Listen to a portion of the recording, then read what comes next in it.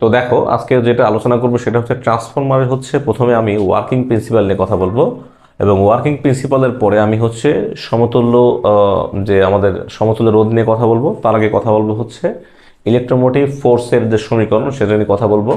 তারপরে হচ্ছে আমাদের ভেক্টর ডায়াগ্রাম, ওপেন সার্কিট এবং শর্ট সার্কিট টেস্ট নিয়ে আজকে কথা বলবো। তো আমার হচ্ছে আজকে যেটা বিষয় সেটা হচ্ছে ট্রান্সফরমার এর ইএমএফ সমীকরণ। এখন ইএমএফ সমীকরণ হচ্ছে এটা কিভাবে, মানে এটা বুঝতে হলে আমাকে আগে বুঝতে হবে ট্রান্সফরমার এই জিনিসটা হচ্ছে কি।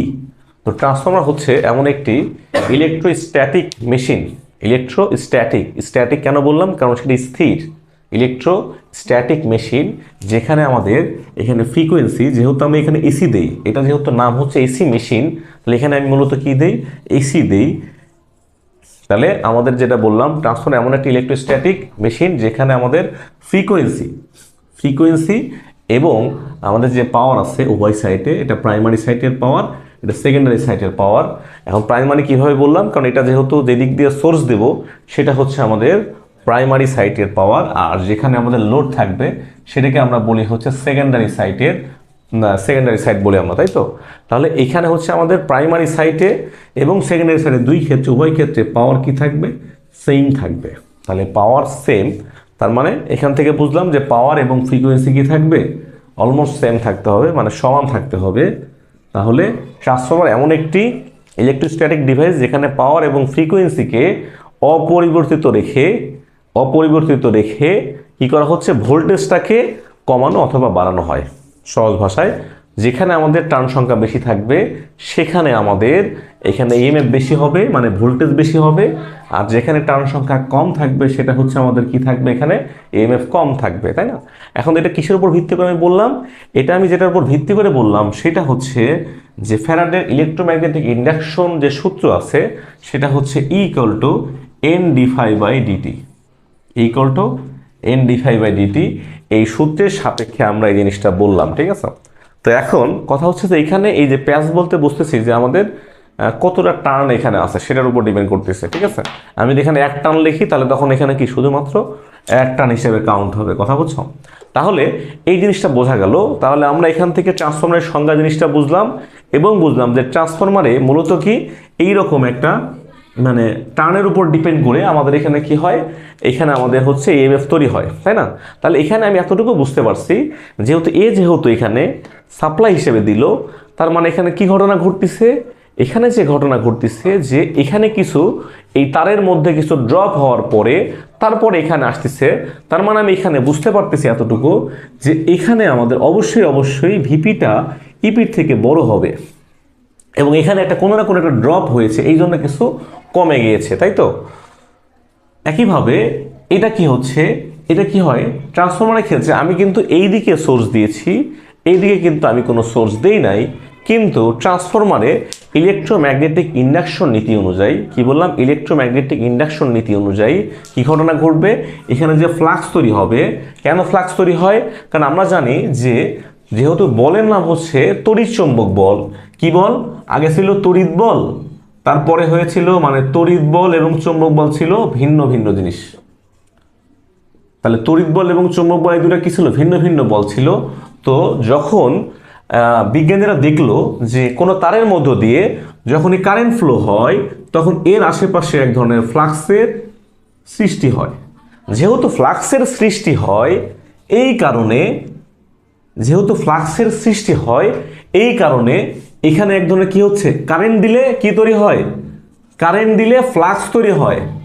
এখন ফ্লাক্স জিনিসটা কি, ফ্লাক্সটা হচ্ছে আমাদের চুম্বক বলরেখা। কি বলরেখা, এটা চুম্বক বলরেখা। তার মানে আমার যদি এই দিকে যদি কারেন্ট যদি এই দিক থেকে যায় তাহলে কি হবে, কারেন্ট এদিকে যাচ্ছে, তখন ডান থেকে বাম দিকে একটা কি তৈরি হবে, এখানে একটা ফ্লাক্স তৈরি হবে। তাহলে কারেন্ট দিলে কি তৈরি হবে, কারেন্ট দিলে ফ্লাক্স তৈরি হবে। এবং মাইকেল ফ্যারাডে কি বলেছে, মাইকেল ফ্যারাডে বলেছে যে এখানে যদি এন পোল এবং এস পোল যদি রাখি, মানে এটা একটা কি পার্মানেন্ট ম্যাগনেট কি হচ্ছে, এন পোল থেকে এস পোলের দিকে আমাদের ফ্লাক্সগুলো প্রবাহিত হচ্ছে। তো ফ্লাক্সের ক্ষেত্রে সে দেখলো যে এখানে যে আমি রাখলাম, কি রাখলাম, এখানে রাখলাম আমি এন পোল এবং এস পোল রাখার ফলে আমি যদি এখানে একটা জাস্ট একটা আমি কি রাখি, একটা আমি তার ব্যবহার করি, তার সাথে তার রাখি, তার রাখার পরে আমি যদি এখানে গ্যালভানোমিটার, আমি এখানে অ্যামিটার অথবা ভোল্টমিটার আমি ব্যবহার করি, আমি দেখবো যে এখানে কোনো না কোনো একটা রিডিং দিচ্ছে। তখন এখানে তার এক্সপেরিমেন্টের বিষয় ছিল যে সে দেখলো যেহেতু আমাদের ফ্লাক্সের কারণে কি তৈরি হলো, তড়িৎ তৈরি হলো। তার মানে এখান থেকে আমি শিখলাম যে যদি আমি কি দেই, কারেন্ট দেই, তাহলে ফ্লাক্স তৈরি হয়, এবং ফ্লাক্সের কারণে কি তৈরি হয়, ফ্লাক্সের কারণে কি তৈরি হয়, কারেন্ট তৈরি হয়। তার মানে একে অন্যের সাথে পরিপূরক। তখন বল দুইটা না হয় কয়টা বল হলো, দুইটা বলের পরিবর্তে কি বল হলো, একটা বল, তার নাম হলো কি, তড়িৎ চুম্বক বল।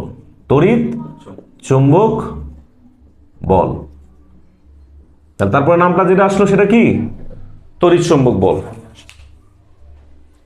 তাহলে এখানে আমাদের যে জিনিসটা বুঝলাম যে আমাদের এখানে কি কারেন্ট দিলে চুম্বক তৈরি হবে, এবং চুম্বকী ফ্লাক্সের কারণে কি তৈরি হবে, কারেন্ট তৈরি হবে। এখন মাথায় আসতে পারে যে এখানে তো বুঝলাম যে তড়িৎ চুম্বক বল তৈরি হবে, মানে এই দুইটার মধ্যে যে রিলেশনটা কি, যে ফ্লাক্স জিনিসটাকে একটু বুঝতেছি না, সেটা একটু বুঝাই। সেটা হচ্ছে যে আমি একটু সার্কিটটাকে একটু আমি আলাদা করে বুঝিয়ে দিই, তাহলে বিষয়টা আরো ভালো ক্লিয়ার থাকবে। সেটা হচ্ছে ইলেকট্রিক্যাল সার্কিট, আর একটা হচ্ছে ম্যাগনেটিক সার্কিট। কি সার্কিট, ইলেকট্রিক্যাল সার্কিট এবং ম্যাগনেটিক সার্কিট। তো আমাদের ইলেকট্রিক্যাল সার্কিটে আমাদের মূলত কি থাকে, সার্কিট মানে আমরা বুঝি যে একটা ক্লোজ পথ, তাই না। এখন ক্লোজ পথে আমাদের ইলেকট্রিক্যাল সার্কিটে আমরা জানি যে কোনো তারের মধ্যে দিয়ে এরকম লাখ লাখ কোটি কোটি ইলেকট্রন থাকে। এখন এই ইলেকট্রনগুলো সরাতে হলে একটা ফোর্স দিতে হয়। এই ফোর্স যদি আমাদের এই সার্কিটটা যদি ধরলাম যে এখান থেকে শুরু করে যদি সে আবার যদি এখানে ফিরে আসে, তাহলে সেটাকে বলি আমরা ইএমএফ বলি। কি বলি, ইএমএফ। আর যে কোনো দুই প্রান্ত, মানে যে কোনো দুই প্রান্ত যদি হয়, তাহলে সেটাকে আমরা বলি হচ্ছে ভোল্টেজ। মানে যদি ইএমএফ হওয়ার জন্য কি হতে হয়, সম্পূর্ণ পথ অতিক্রম করে আসতে হয়, মানে কোষ সহ, মানে উৎস সহ আসতে হয়, তখন সেটা ইএমএফ হয়। আর যদি আমাদের ভোল্টেজ বলতে বোঝায় যে কোনো দুই প্রান্তে, তার মানে কি, এখন আমাদের বুঝলাম যে এখানে একটা চার্জ আছে, একটা ইলেকট্রন আছে, এই ইলেকট্রনগুলো সরাতে, একটা ইলেকট্রন মানে একটা চার্জ, এটাকে সরাতে যে পরিমাণ কাজ করতে হয় সেটাকে কি বলি আমরা, ভোল্টেজ বলি। তাহলে এখন এটা আমরা বুঝলাম। এখন আমরা বুঝলাম যে এই ইলেকট্রিক্যাল যে সার্কিট আছে, এই সার্কিটটার মধ্যে যে ফোর্সটা থাকে, সেই ফোর্সটাকে বলি আমরা হচ্ছে ইএমএফ বলি। আমরা কি বলি, ইএমএফ। আর ম্যাগনেটিক সার্কিটটাকে আমরা বলি হচ্ছে এমএমএফ, ম্যাগনেমোটিভ ফোর্স, ম্যাগনেমোটিভ ফোর্স। তাহলে আমাদের এটা বুঝলাম। এখন আমরা জানি যখনই ফোর্স ক্রিয়েট করি তখন সেখানে কি হয়, ইলেকট্রনগুলো ফ্লো করে। ইলেকট্রনগুলো ফ্লো করা মানে তখন আমাদের কি ফ্লো করে, মূলত আমাদের কারেন্ট সেখানে প্রবাহিত হয়। মানে একক সময়ে যে চার্জ ফ্লো হয় সেটাকে আমরা কারেন্ট বলি।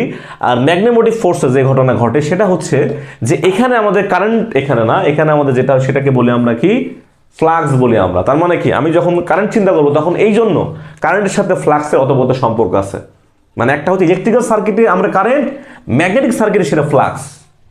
তাহলে এটা বুঝলাম। এখন কথা হলো আমরা জানি যে এটার মধ্যে আরেকটা জিনিস আছে, সেটা হচ্ছে রেজিস্ট্যান্স। রেজিস্ট্যান্স হচ্ছে কি, যে এর বাধা হচ্ছে কি, রেজিস্ট্যান্স। আর এইটার বাধা হচ্ছে কি, রিল্যাক্টেন্স। এটার বাধা কি, রিল্যাক্টেন্স। তাহলে এখান থেকে আমরা যেটা বুঝলাম সেটা হচ্ছে কি, যে এই জন্য আমার কারেন্টের কারণে অটোমেটিক্যালি ফ্লাক্স তৈরি হয়ে যাবে, এবং ফ্লাক্সের কারণে অটোমেটিক্যালি কারেন্ট তৈরি হয়ে যাবে, কারেন্ট তৈরি হয়ে যাবে। যার কারণে আমি ম্যাগনেটিক সার্কিটে যে বাধা হয় সেটাকে আমরা বলি হচ্ছে রিল্যাক্টেন্স, তাই না। তো এখন আমরা এখানে যেহেতু বল বলেছি কি, তড়িৎ চুম্বক বল, তার মানে এখানে কি হবে, কারেন্ট গেলে আমাদের চুম্বক তৈরি হবে, মানে চুম্বক ফ্লাক্স, মানে চুম্বকের বলরেখা তৈরি হবে। এবং যখন বলরেখা যখন যাবে তখন সেখানে এক ধরনের কারেন্ট তৈরি হবে। এই জন্য বলটা হয়ে গেছে কি, তড়িৎ চুম্বক বল। তাহলে এখন এই জিনিসটা আমরা ক্লিয়ার। আমরা শুরুতে যেটা কথা বলবো সেটা হচ্ছে যে আমাদের ইলেকট্রোমোটিভ ফোর্সের যে সমীকরণ। তো আমরা এখানে যেহেতু লিখেছি ফ্যারাডে ম্যাগনেটিক সার্কিটে, আমি একটা লিখেছি যে ফ্যারাড বলেছিল যে ই সমান সমান এন ডিভাই বাই ডিটি। আমরা ধরলাম যে সেটা একটা ওয়ারের মধ্যে, মানে একটা জাস্ট টার্ন ধরলাম, এই জন্য ওয়ান লিখেছি। এখন আমরা ধরলাম যে এটাকে যেহেতু বলে থাকি যে আমরা এক সাইকেল, যেহেতু বলি কি বলি, আমরা সবসময় এক সাইকেলটাকে স্ট্যান্ডার্ড ধরে আমরা সবসময় কাজ করি, এটা আমরা আগে বলেছিলাম। তো এই এক সাইকেলের ক্ষেত্রে আমরা যেটা দেখতে পাচ্ছি সেটা হচ্ছে যে এখান থেকে এই পর্যন্ত, এখান থেকে এই পর্যন্ত, তার মানে কি হচ্ছে যে আমাদের একটা ফ্রিকোয়েন্সি হচ্ছে, তাই না, মানে টোটাল একটা ফ্রিকোয়েন্সি। এখন আমরা শিখেছিলাম যে ফ্রিকোয়েন্সি, বা এখানে যেহেতু একটা সাইকেল আমাদের মানে তৈরি হয়েছে, তা আমরা বলেছিলাম যে আমাদের যে টাইম পিরিয়ড, সেই টাইম পিরিয়ডটাকে আমরা বলেছিলাম টি ইকুয়াল টু 1/f। তার মানে আমরা বলেছিলাম যে একক কোনো ফ্রিকোয়েন্সিতে একটি সাইকেল সম্পন্ন হতে যে সময় প্রয়োজন হয় সেই সময়টাকে আমরা বলি হচ্ছে কি টাইম পিরিয়ড বা সময়কাল। তো এখন এইটুকু আমরা বুঝতে পারছি যে এখান থেকে স্টার্ট হয়ে এই পর্যন্ত যদি হয় তাহলে সেটা হচ্ছে কি টোটালটা টাইম, ঠিক আছে, একটা টাইম, এটা আমরা বুঝলাম। এখন আমাদের বিষয়টা কি, আমাদের কনসার্নের বিষয় হচ্ছে যে এখানে কি আছে, আমাদের ফ্লাক্স আছে, তাই না? তাহলে আমাদের যেটা বুঝতে হবে যে এই ফ্লাক্সটা কখন ম্যাক্সিমাম হবে, কখন ম্যাক্সিমাম হবে সেটা আমার দেখার বিষয়। সে আমার দেখার বিষয়ের জন্য আমি এখানে দেখতে পাচ্ছি যে এইটা হচ্ছে কি সর্বোচ্চ মান, মানে একটি সাইকেলের সর্বোচ্চ মান তখনই হচ্ছে যখন এটা এইখানে থাকতেছে নাকি। তার মানে এই চূড়ায় যদি আমি এটা ফ্লাক্স কল্পনা করি তাহলে এখানে যেহেতু ফ্লাক্স যদি পরিবর্তন হয়ে থাকে, কারণ আমি এটাকে কি বলতেছি, আমি এটা ম্যাগনেটিক সার্কিট তুলনা করতেছি। আগে আমরা কি সার্কিট হিসাব করতাম, আগে আমরা হিসাব করতাম এটাকে আই বলতাম অথবা কি বলতাম ভি হিসাব করতাম। এখন আমি এটাকে পরিবর্তনশীল রাশি হিসেবে জাস্ট আমি কি এই আই বা এর মানে অপশনে আমি কি কোন পরিবর্তনশীল রাশি ইউজ করতেছি, আমরা ইউজ করতেছি হচ্ছে ফ্লাক্স, এই জন্য আমি ফ্লাক্স লিখেছি। তাহলে এখানে আমাদের এই ফ্লাক্সটা আস্তে আস্তে বাড়তে বাড়তে একটা পজিশনে এটা হয়ে যাবে কি ফ্লাক্সের ম্যাক্সিমাম ভ্যালু, ঠিক আছে। তাহলে ফ্লাক্সের যে ম্যাক্সিমাম ভ্যালু এইটা অতিক্রম করতেছে কিসের ভিত্তিতে, তো এইটার হচ্ছে ভিত্তি হচ্ছে যে আমরা জানি যে কোনো ফ্লাক্সের ক্ষেত্রে যেটা ঘটনা ঘটে সেটা হচ্ছে যে এটা আমাদের ম্যাক্সিমাম না। তাহলে এইটুকু যদি আমাদের সম্পূর্ণ টি হয়ে থাকে, এখানে ধরলাম আমাদের টি, তাই না? এখন এই টিটা দেখা যাচ্ছে যে আস্তে আস্তে কি হচ্ছে এই পজিশনে হবে অর্ধেক, তাই না? টোটালটার অর্ধেকের তারও অর্ধেক হলো, তখন আমাদের কি হলো, তখন আমাদের ম্যাক্সিমাম ফ্লাক্স হলো, ঠিক আছে। তাহলে আমরা দেখি যে এখানে আমরা যেটা দেখলাম সেটা হচ্ছে কি আমাদের সূত্র ছিল যেহেতু এখানে টান অনেক বেশি তাহলে এখানে আমাদের এন তো রাখতেই হবে, তাই না? কারণ আমাদের টান তো আমি একটা দিইনি, এখানে অনেকগুলো টান দিয়েছি যেহেতু আমাদের ট্রান্সফরমার। তাহলে এখানে আমরা দেখতে পাচ্ছি যে আমাদের এখানে এই যে ডি ফাই যেটা আছে, মানে এখানে যে আমাদের যে ফাই আছে আমি ধরলাম যে এটাকে আমি ম্যাক্সিমাম আমি একটা মান আমি চিন্তা করতেছি, সেটা আমি ধরলাম যে ম্যাক্সিমাম মানের জন্য আমি এখানে কি লিখলাম ফ্লাক্স, মানে ফ্লাক্স ম্যাক্সিমাম লিখলাম আমি, তাই না? পিরিয়ডটা কি হচ্ছে আমাদের আলটিমেটলি আমাদের এই টাইমটা যেটা হচ্ছে সেটা কোথায় আসতেছে, এখানে আসতেছে না আমাদের। এই টাইমটাকে আমি এইভাবে লিখতে পারি না, এটা সমান সমান 1/f, তাই না? তো এই জিনিসটাকে আমাদের কমাতে কমাতে কি হয়ে গেল, আমাদের কমানোর ফলে আমাদের এইখানে হলো আমাদের কত 1/4f, ঠিক আছে। তাহলে এই জিনিসটা যে ঘটলো তার মানে আমাদের এই সময়ের পরিবর্তে আমি এখন কি লিখতে পারি 1/4f লিখতে পারি আমরা, তাই না? তাহলে এটা যদি আমরা লিখতে পারি তার মানে ম্যাক্সিমাম মান আমি এটা বলবোই হবে, কারণ এখানে ডি দ্বারা বোঝাচ্ছে যে এটা পরিবর্তনশীল। তো পরিবর্তনশীলটাকে আমি একটা ফিক্স জায়গায় একটা কি করলাম কাউন্ট করতেছি আমি। তাহলে এটা যখন ম্যাক্সিমাম মান যখন হবে তখন তো অবশ্যই আমাদের কি এটা তো এরকম হওয়া উচিত, কারণ এখান থেকে কমতে কমতে এই টাইম পিরিয়ডটা আমাদের এই পর্যায়ে চলে আসবে, তাই না? এটা তো স্বাভাবিক, অস্বাভাবিক কিছু না। তাহলে এইটুকু যেহেতু আমরা বুঝতে পারলাম তাহলে আমাদের যেটা হচ্ছে সেটা কি আমরা মূলত এখান থেকে কি পেলাম, একটা এভারেজ একটা মান পাবো এখান থেকে। তাহলে এখানে ই ইকুয়াল টু এইটা আমার মান আসবে কি এই 4f উপরে উঠে যাবে, তখন হবে কি 4fn/m। তাহলে এই মানটা হচ্ছে জাস্ট একটা এভারেজ মান, একটা কি মান, জাস্ট একটা এভারেজ মান এখানে আমরা একটা পেলাম, তাই না? কিন্তু আমরা বাস্তব অর্থে আমাদের বাসা বাড়িতে বা যে কোনো জায়গাতে প্রত্যেকটা স্থানে আমরা কি করি, সবসময় আমরা হচ্ছে ইফেক্টিভ মানটা নিয়ে কাজ করি। কি নিয়ে কাজ করি? ইফেক্টিভ ভ্যালু, অথবা যার ইংলিশ নাম হচ্ছে আরএমএস ভ্যালু। কি নিয়ে কাজ করি আমরা? ইফেক্টিভ ভ্যালু অথবা আরএমএস ভ্যালু যাকে বলি আমরা। তো এইটা নিয়ে আমরা সবসময় আমরা কাজ করে থাকি। এখন এইটা আমি কিভাবে আমি এক্সপ্লেন করবো, আমি এটা বলার ক্ষেত্রে আমি যেটা করব সেটা হচ্ছে যে আরএমএস ভ্যালু এই জিনিসটা আমি কিভাবে বোঝাবো, দেখো এটা খুবই শর্টকাট টেকনিক দিয়ে আমি দেখাবো। সেটা হচ্ছে যে আমাদের একটা ওয়েভ, এই ওয়েভের ক্ষেত্রে আমি হচ্ছে এই ওয়েভটাকে আমি 3টি অংশে ভাগ করলাম। 3টি অংশে ভাগ বলতে আমাদের এই ওয়েভটার আমি এটা জানি যে এটা হচ্ছে সাধারণত কি হতে পারে ম্যাক্সিমাম মান হবে। যদি আমি এটাকে আই বলি তাহলে এটা কি হবে আই ম্যাক্সের মান হবে, এটা আমরা জানি। এবং আমরা জানি যে মাঝখান বরাবর সবসময় অলওয়েজ টাইমকে একটা গড় হিসাব করি, তাই না? আমাদের কি বলি গড় বলি আমরা, তাই তো অ্যাভারেজ বলে থাকি। এখন এই মাঝখানে এবং এই যে উপরে এই দুটোর মাঝামাঝি যেটা থাকে সেটাকে আমরা বলি হচ্ছে আরএমএস মান বলি। কি মান বলি আমরা? আরএমএস মান বলি। এখন কথা হচ্ছে এই যে ম্যাক্সিমাম মান, এখন এইভাবে চিন্তা করতে পারি এটা যেহেতু একটা সাইন ওয়েভ, এই সাইন ওয়েভের সর্বোচ্চ মান সবসময় কত হয়? 1 হয়, তাই না? 1 মানে হচ্ছে 100%, 1 মানে কি 100%। তো এটা যেহেতু 100% নিচে হয় এই আরএমএস ভ্যালু, এই মানটা অবশ্যই নিচে, তাহলে এই মানটা কত পার্সেন্ট? 70.7%, বা এটাকে আমরা বলি 0.707। এখন অনেকের মাথায় প্রশ্ন আসলে আমি এটা কেন করলাম, এটা আমরা করলাম হচ্ছে আইএম ভাগ √2, ম্যাক্সিমাম মানের আইএম ভাগ √2। তার মানে 1 ভাগ যদি কেউ এইটা দেয় √2 লেখে, তখন তার এই মানটা ভ্যালুটা আসবে কত? এইটা। আর এটাকে পার্সেন্টেজে লিখলে তখন হবে কত? 70.7%। আর এই যে অ্যাভারেজ যে ভ্যালু আছে, অ্যাভারেজ ভ্যালুটা হচ্ছে আমাদের 63.6%। এখন এটা কিভাবে আসে? এটা অনেক প্রমাণ করে আসে। এইটা হচ্ছে এসি সার্কিটে দেখাবো। এইটা আসে হচ্ছে ম্যাক্সিমাম মানের হচ্ছে এই ম্যাক্সিমাম মানের আই ম্যাক্সিমাম ভাগ এখানে হচ্ছে একটা পাই লিখি আমরা, ঠিক আছে? তো 2 ভাগ পাই করলে আমরা দেখবো আমাদের যে মান আসবে সেটা হচ্ছে কি 0.636। মানে এইটা আমাদের আছে না 2 ভাগ পাই করলে আমার কি আসবে? 0.636 এই মানটা আমাদের আসবে, ঠিক আছে? এবং এটা একটা প্রমাণ করে আসে, এই প্রমাণটা এসি সার্কিটে দেখাবো ইনশাল্লাহ। তো যেটা বললাম, তো এখান থেকে আমাদের একটা বিষয় জানতে হবে, সেটা হচ্ছে আমাদের ফ্যাক্টর বলতে বুঝি আমরা হচ্ছে অনুপাত। কি বুঝি আমরা? অনুপাত। আমি ধরলাম যে এখানে একজন হচ্ছে ধরলাম যে দিনে 15 ঘন্টা পড়তে পারে, 15 ঘন্টা সে পড়ে। তো 15 ঘন্টা তার কি, তার জীবনের এটা কি পিক, এটাই তার সর্বোচ্চ, এটাই তার ম্যাক্সিমাম। কিন্তু সে হচ্ছে গড়ে পড়ে হচ্ছে কত ঘন্টা? 7 ঘন্টা সে ডেইলি পড়ে এভারেজে। সে কত ঘন্টা পড়ে? তার এভারেজ পড়া হচ্ছে কি 7 ঘন্টা। আর যখন পরীক্ষা যখন আসে তখন সে রেগুলার হচ্ছে পরে কত ঘন্টা? 8 ঘন্টা। 15 ঘন্টা তো একদিনে, যে কোনো একদিন তার ওঠে, ওইটা মানে 10 ঘন্টা ধরলাম। 10 ঘন্টা হচ্ছে তার কি আরএমএস মান। এই আরএমএস মান বলতে কি বোঝায়? কার্যকরী, মানে পরীক্ষার সময় এসে সে কার্যকরী হচ্ছে সে 10 ঘন্টা তার গড়ে হয়ে যায়। তার মানে এটা মূলত ডিপেন্ড করে হচ্ছে প্রেশার ওয়াইজ। তার মানে এরকম মানুষের জীবনে অবস্থান এই 3টা থাকে। তো এখান থেকে আমরা বুঝলাম যে আমি যদি বলি যে এই মানুষটার যদি বলি যে ফ্যাক্টর বা অনুপাত বের করতে চাই, তাহলে এই অনুপাতটাকে আমি কিভাবে রিপ্রেজেন্ট করতে পারি? সেটা হচ্ছে যে আমি যখন বলবো যে এর আমি পিক ফ্যাক্টর বের করতে চাই। কি ফ্যাক্টর? পিক ফ্যাক্টর মানে কি সর্বোচ্চ একটা ফ্যাক্টর বের করতে চাচ্ছি, তাই তো? তাহলে সর্বোচ্চ ফ্যাক্টর যখন আমি বলবো, তখন আমি অবশ্যই মানে ফ্যাক্টর মানে অনুপাত, এখানে আমার লব থাকতে হবে, হরও থাকতে হবে।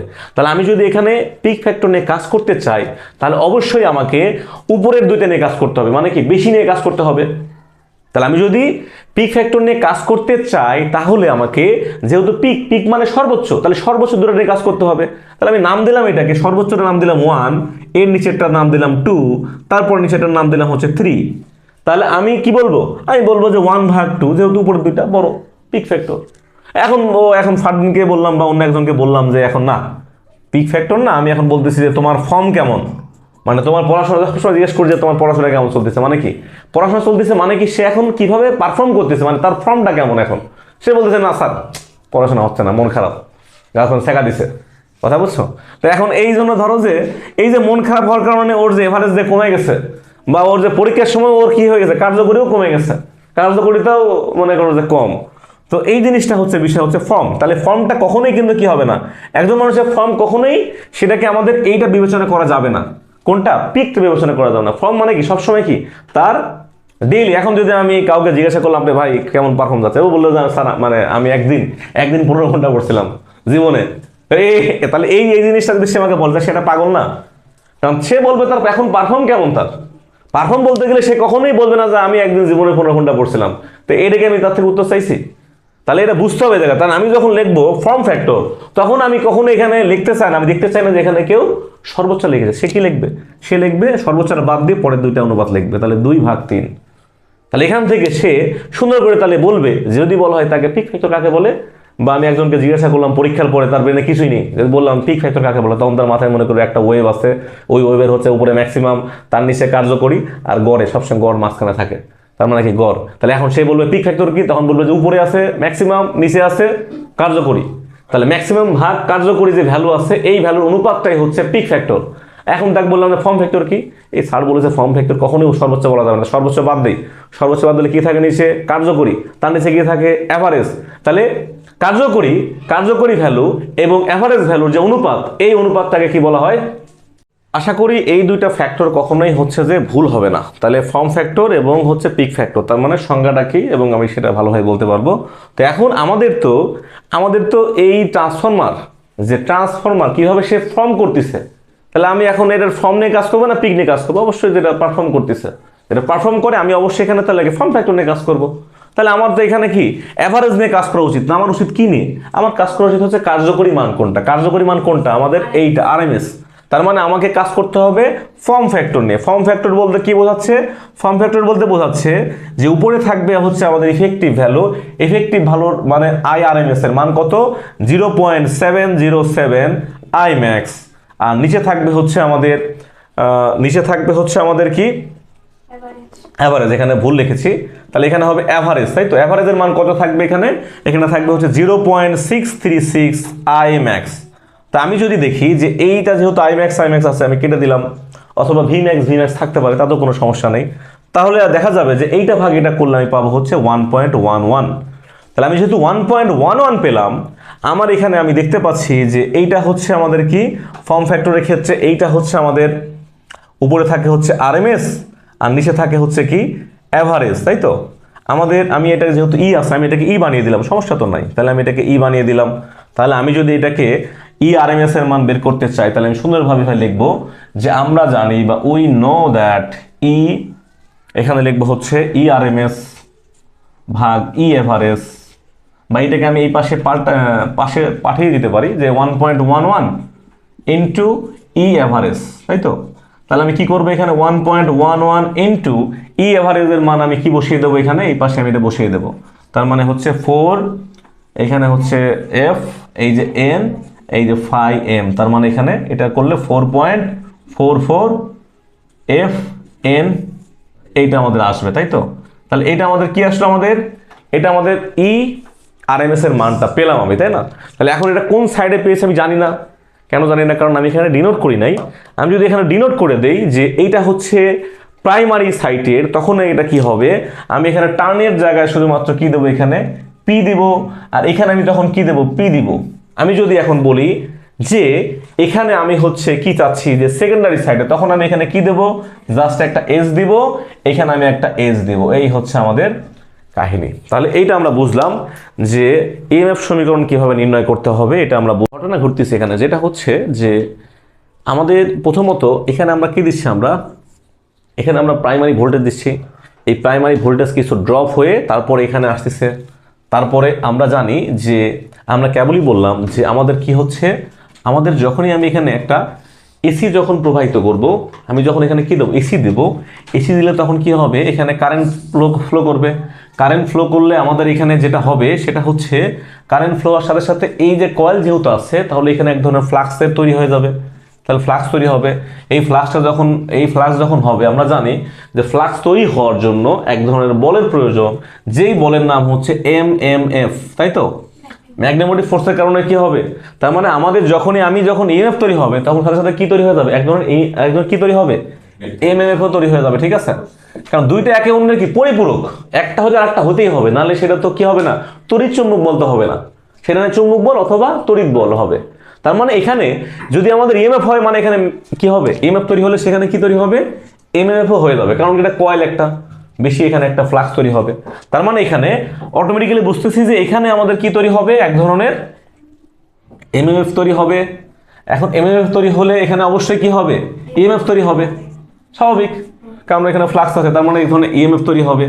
এখন এই ইএমএফটা সবসময় এর বিপরীত দিকে কাজ করবে। সবসময় কি করবে?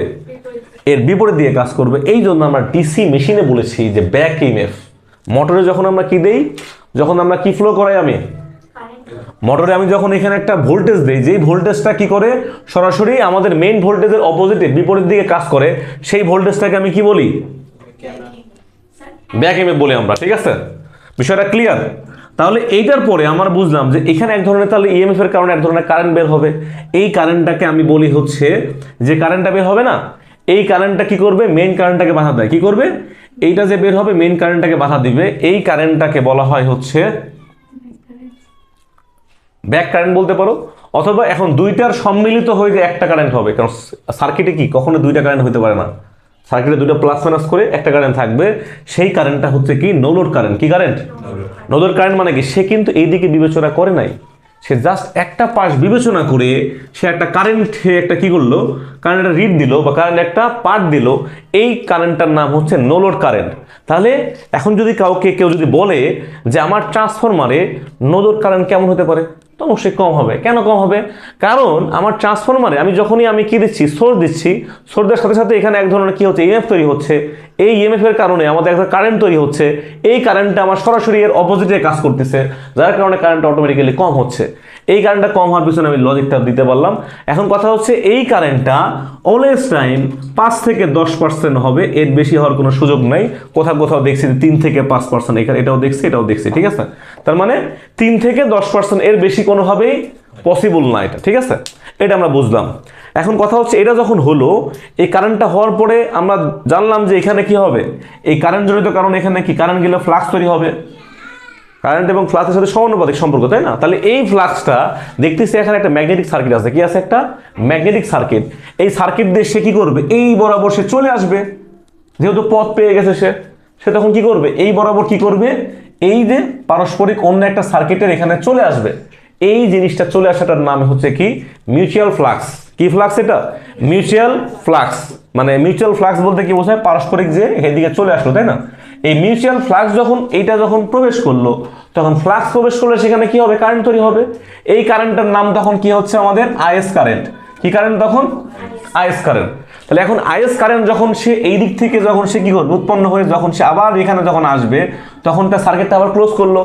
তাহলে যখন আইএস কারেন্ট যখন এই দিক দিয়ে যখন অতিক্রম করবে, এখানে ফ্লাক্সের কারণে তো হলো, ঠিক আছে। এই আইএসটা কারণ যখন এর মধ্যে যখন ঢুকলো, তখন কি হবে, ওই কারেন্টের জন্য কি হবে, আবার ফ্লাক্স তৈরি হবে। আবার কি তৈরি হবে, কারেন্ট গেলে ফ্লাক্স তৈরি হবে। এখন এই ফ্লাক্সের কারণ, এই ফ্লাক্সটা তখন কি করবে, এই দেখবে যে কি এই ব্যাটার ফ্লাক্সটা আমার এই দিকে পাঠালো, তাহলে আমি কেন আমার ফ্লাক্সটা আমি এই দিকে পাঠাবো না? কারণ এখানে যেহেতু সার্কিট আছে, যেহেতু একটা ম্যাগনেটিক সার্কিট আছে, তখন সে সুন্দর বলে যাও তুমিও ওইদিকে যাও, চলে যাও। তাহলে সেও তখন কি করবে, তার একটা পথ ধরে সে কি করবে, সে এই বরাবর চলে আসবে। তখন সে কি করবে, এই বরাবর সে কি করবে, এইদিকে চলে আসবে। এটা কার জন্য আসলো, কার জন্য আসছে? আইএসের জন্য এসেছে। যেহেতু সে আইএসের জন্য এসেছে, তার মানে এখানে আইএস জনিত কারণে, এই আইএসের জনিত কারণে এক ধরনের ফ্লাক্স তৈরি হলো।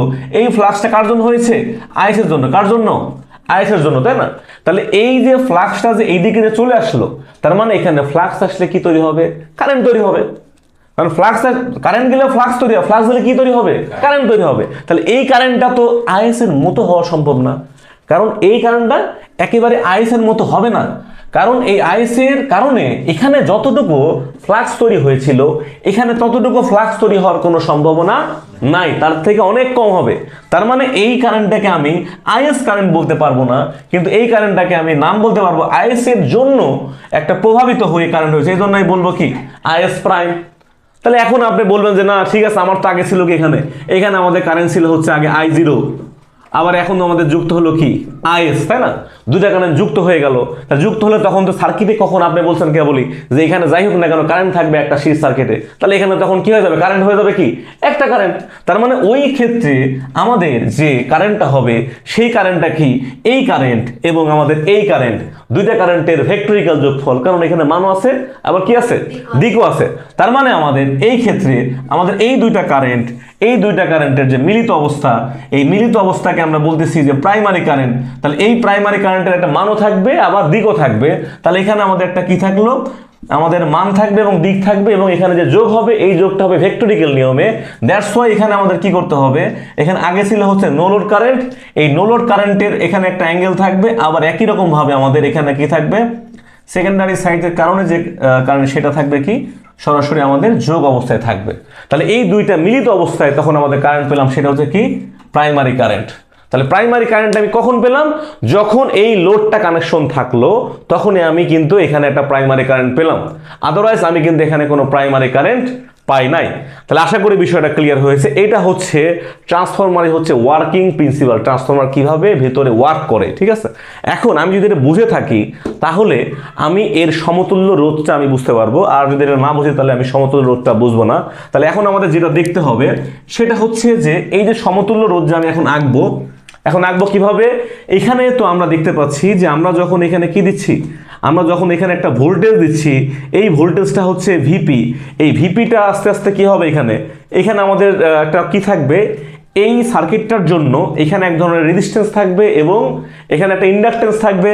তাহলে আমাদের রেজিস্ট্যান্সটা যেহেতু আমাদের প্রাইমারি সাইড, এই জন্য আমরা আরপি বলবো, এবং এইখানে আমাদের কি ইন্ডাকটেন্স থাকবে, ইন্ডাকটেন্সটাকে আমরা কি বলবো, এক্সপি বলবো। এখন এক্সপি বলার পরে আমরা দেখতে পাচ্ছি এর মধ্যে আমাদের কি আছে, এর মধ্যে আমাদের অনেক কোর আছে, তাই না? কোর বলতে বুঝতেছি এই টোটালটার মধ্যে কি আছে, কোর, তাই না? এটা অতিক্রম হয়তো এইদিকে যাবে, তাই না? তাহলে কোরের মধ্য দিয়ে অবশ্যই রেজিস্ট্যান্স আছে, এখানে আমাদের ইন্ডাকটেন্স আছে। তাহলে সেই রেজিস্ট্যান্স এবং ইন্ডাকটেন্সটা সরাসরি সার্কিট বরাবর কি প্যারালালের মতো মনে হচ্ছে। কি মনে হচ্ছে?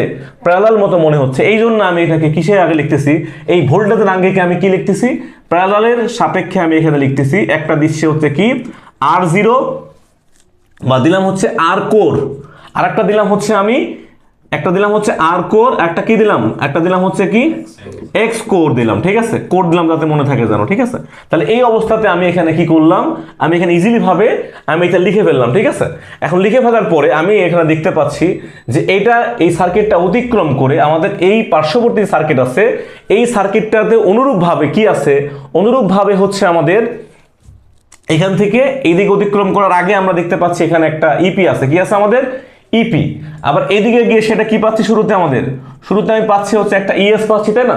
ইএস পাওয়ার পরে এইদিকে আমি দেখতে পাচ্ছি আবার অনুরূপ একটা সার্কিট আছে। তাহলে সার্কিটটার জন্য আমাদের কি হবে, একটা আমার কি হবে, এখানে যেহেতু সেকেন্ডারি সাইড, তাহলে এটা কি হবে আমাদের আরএস, আর এটা যেহেতু সেকেন্ডারি সাইডের আমাদের কি হচ্ছে, আমাদের রিঅ্যাকটেন্স, তাহলে হচ্ছে কি এক্সএস। এর পরবর্তীতে আমরা দেখতে পাচ্ছি যে এই বরাবর আসার পরে আমাদের কি পাচ্ছি, আমি এখানে আমি হচ্ছে পাচ্ছি হচ্ছে সেকেন্ডারি সাইডের ভোল্টেজ, তাই না? তাহলে এখানে অবশ্যই এ যেহেতু এটার আগে, তার মানে এখানে কিছু ড্রপ হয়ে তারপর এখানে দিচ্ছে, তার মানে এ অবশ্যই এর থেকে বড় হবে। সেম ভাবে এখানে যে আমাদের কি আছে, এখানে আমাদের ভোল্টেজ আছে, এই ভোল্টেজটা কি হচ্ছে এই দিকে ড্রপ হয়ে অবশ্যই আমাদের এখানে কি দিবে, ড্রপ হওয়ার পরবর্তীতে যে দিবে সেটা অবশ্যই কি হবে।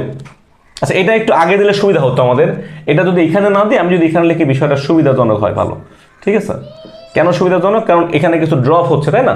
এই ড্রপ হওয়ার পরবর্তীতে আমি এটা পাচ্ছি, অথবা আমি এটা এখানেও রাখতে পারি, ঠিক আছে? এখানে আমি এটা দিতে পারলাম যে এখানে আমি দিলাম কি ইএস দিলাম, তাই না? ইএস দেওয়ার পরে এই মাঝখানে আমি রাখলাম, সেটাও হয়, ঠিক আছে? বোঝা গেল?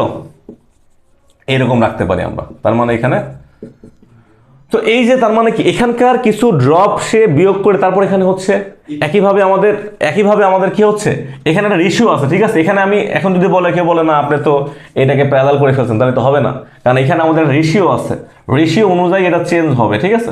রেশিও অনুযায়ী কি হবে, চেঞ্জ হয়ে তারপরে আমাদের এই মানটা আসবে। তার মানে আমি যদি বলি যে এখন আপনি বলতেছেন যে না এইটার মান প্যারালাল, মানে এটার মান এটার মান সেম হবে, মানে এখানে ইপি আর এখানে ইএসটা সেম হবে, তাহলে কিন্তু হবে না, কারণ এখানে কি আছে, একটা রেশিও আছে। এই রেশিও অনুযায়ী এটা পরিবর্তন হবে। রেশিও অনুযায়ী পরিবর্তন কিভাবে হয় সেটা নিয়ে আমি কথা বলবো এখন। তাহলে আপাতত আমি জাস্ট এই চোখের দৃষ্টিতে আমি বুঝতে পারলাম যে সার্কিটটা মূলত এর মধ্যে এমন আছে, কিন্তু আমি বলার সুযোগ নাই যে এখানে যে ভোল্টেজ, এখানে সেম ভোল্টেজ, এটা বলার সুযোগ নাই। কারণ কি, এর মাঝখানে আমাদের কয়েলের তারতম্য আছে, এখানে কয়েল বেশি আছে, এখানে কয়েল কম আছে। তো যদি আমাদের প্রাইমারি সাইডে কয়েল বেশি থাকে, সেকেন্ডারি সাইডের কয়েল যদি কম থাকে, তাহলে কি হচ্ছে, আমাদের স্টেপ আপ থেকে ডাউনে যাচ্ছে, তার মানে এই জন্য এটাকে বলতেছি স্টেপ ডাউন ট্রান্সফরমার। আর যদি এটা এমন হয় যে এখানে আমাদের কি কয়েল যদি আমাদের হতো এইদিকে আমাদের সোর্স, এইদিকে আমাদের লোড, তখন আমাদের কি হতো, তখন আমাদের এইদিকে কম থেকে বেশি যাচ্ছে, মানে কি আমাদের কম থেকে বেশি যাওয়াকে আমরা বলি হচ্ছে স্টেপ আপ ট্রান্সফরমার। তার মানে আপ বলবো হতে সবসময় কি আমাদের আউটপুট দেখতে হবে, আউটপুট যদি আপে যায় তাহলে আপ, আউটপুট যদি লো যায় তাহলে সেটা হবে কি লো। তাহলে এখান থেকে আমি সার্কিটটা বুঝলাম। এখন কথা হচ্ছে যে আমাদের